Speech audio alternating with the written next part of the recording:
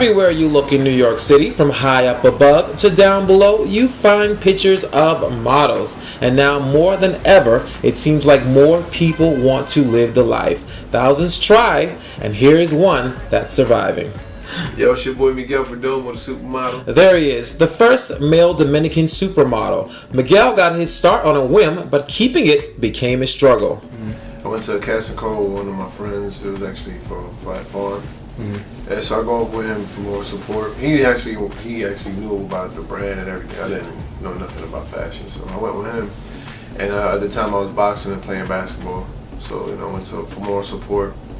And ended up going to the casting with him. The casting director requested to see me as well, so I go inside. And after he comes out, I go inside, and she's like, "Remove your shirt, do this, do that." And I'm like, "All right, cool." So I do all that, and then she's like, "Great. So we'll have we'll contact you later on today, and we'll let you know when we're shooting, like in front of my friends." So it was like he just did that. Me like modeling was not Miguel's #1 career choice, but after booking his first ad, hey, why not? Once that campaign came out, I started working with a lot of photographers and a lot of stylists. So I started going to a lot of showrooms and see how they work and how they pick clothes. There was a lot for Miguel to learn. Being a new hungry model in NYC was like an open invitation for photogs and stylists to take advantage of. Living with family helped out at first, but even then, things began to fall apart. Photographers, they used to overcharge me. So it was like my mother was helping me pay for that because it takes like 30 days for you to get a check. So it was like at the time I had to go around all that. So my mother was helping me at the time. Okay. But then once I decided to move with my sister and my brother, it was just like that's when everything went. I didn't get my check yet, so my mother just helped me pay for this photographer, and I still owe him $200. So I was like, oh man. So I was just borrowing money here and there. So basically, by the time I got my check, it was already gone because all the money that I borrowed just to pay photographers back and to pay the stylists back, for the shoot, because I had to pay to style me out for the shoot just for the, for the images.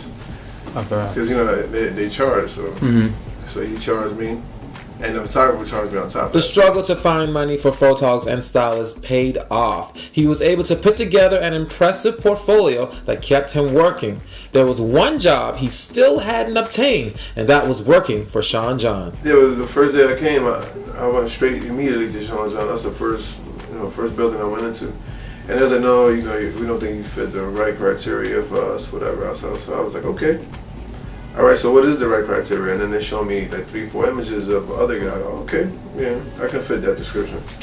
But it was gonna take me a while for me to get like that because at the time I was thicker. I was more into bodybuilding. I wasn't even into like the skinny. And then it was like you need to be thinner, lose a little bit more weight because your waist is too big. At the time I was like a 38. So I was like, "Look, yeah, I'm gonna get a Sean John ad, whether it's gonna kill me or not." And then sooner than not, sooner than later, I just started working out. But prior to that, I was stuck on a bench 4 days, and they saw me every day. They was like, "Look, man, we already told you what you had to do. Stop coming here. You're wasting our time." So I'm like, "So who do I need to speak to?" And I was in there like if I worked there, like if I was a security guard in there. And finally, when they told me, "Look, just go get all this done and then come back," I was like, "All right." And how long did that process take? It took me like a year and 6 months. 18 months of working out, Miguel finally fit the profile. He went back to Sean John, landed a job, and eventually became the face of the brand. Like they started doing a casting because they was going to shoot like the fall campaign. This is like fall campaign in 05. I think, 05 or 06.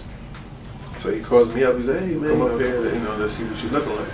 So when I went up there, and they saw I lost all that weight, they was like, "Wow, like okay, now we can work." So then after that, I just started shooting here and there, and then after my third shoot, that's when I got my deal. Now, even after becoming the face of a major brand and signing with Ford Models, Miguel explains how a model's fight is always ongoing. That's another job because every shoot that you do is 30 days to check when you get that check. So you need money from here to then.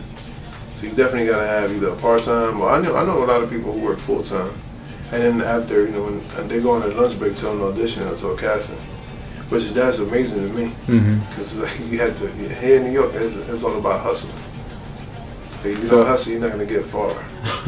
closed mouth don't get fed over here. So you need to ask questions and ask the right questions. Miguel's endurance will keep him in the model industry for a long time. The moral of this survival story is, if you're not willing to finish the race, don't even bother stepping up to the starting line. This is your survivor specialist Mo, and you're watching www.motvworld.com. Catch me in the wee hours of the night when y'all sleep. And a fast car, super bad broads, backseat. That's me, see I'm letting nice, fuck a couple nights. To the moon, say goodbye in the sun, greeting us like hello, good morning.